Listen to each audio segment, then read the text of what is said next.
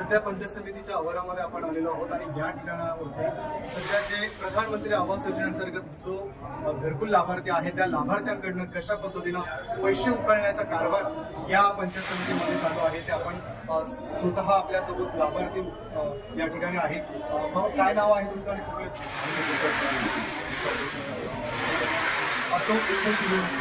कुठले तुम्ही काय विषय काय बिलकुल आलेलं आहे 15,000 पहिला मिळालेलं आहे 70,000 ते 5,000 रुपयाची मागणी इंजिनियर 5,000 रुपये मागितले दिले पैसे. आपण आता लाईव्ह बघणार आहोत. सध्या तो जो इंजिनियर कोण आहे त्याचा या ठिकाणी नंबर आलेला आहे आणि हे काका डायरेक्टली आता त्यांना आपण मी कॅमेरामॅन विनंती करतो की त्यांनी हा नंबर आहे या नंबरवरती आता यांना आपण कॉल करू आणि ऑन कॉल आपण बघूया काय नेमकी फीडबॅक येते.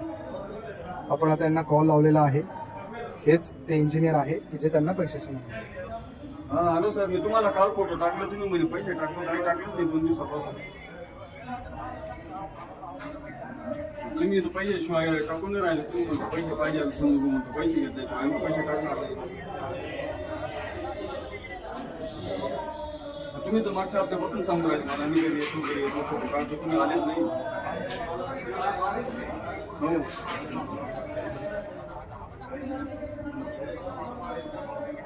आता ते तर तुम्ही म्हणता पैशाशिवाय आम्ही सगळं काढणार नाही, पैसे दिल्याशिवाय. आता बाकी त्यांचे पैसे आले, माझे आले नाही, मग याचं कारण तेच आहे ना. तुम्ही येऊन जाऊनच म्हणून राहिले ना. आता बाकी त्यांचे झालं, माझं कसं झालं नाही ना. आमच्या सर्वांचे सारखेच आहे ना. माझं बेसमेंट झालं, 15 लेवलला झालं, पूर्ण काम झालं ना. तुम्ही मागे येऊन % तुमचं झालं नाही ना. त्यांचे घर झाले, त्यांच्याबरोबर तर माझं जे अहो साहेब बेसमेंट होतं. तुम्ही बाकी त्यांचे फोटो काढून निघून गेले, माझ्या घराकडे आले नाही. तुम्ही पैसे दिले नाही म्हणून त्या दिवसापासून. त्या दिवशी तुम्हाला समजून सांगितलं 5,000 तुम्ही टाका म्हणे, मी नाही सांगितलं तर तुम्ही तसे आले नाही माझ्याकडे.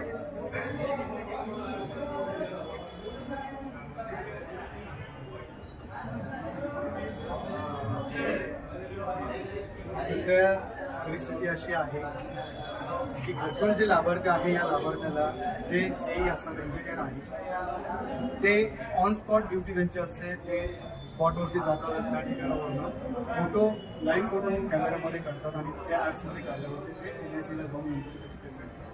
पण मुळात प्रॉब्लेम असा निर्माण होतोय की जे लाभार्थी आहे ते